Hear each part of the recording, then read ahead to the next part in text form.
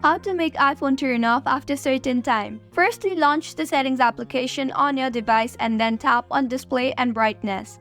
Tap on the auto lock option and now select the time interval of when you want the iPhone to turn off automatically. You can select from different time options ranging from 30 seconds to 5 minutes. However, remember that it is not selected to never as it can drain your battery faster. Also remember that this setting does not apply when your iPhone is in power mode. The next method to do this is with shortcuts. So go ahead and open shortcuts on your device. If you do not have shortcuts, then you can easily download it from the App Store.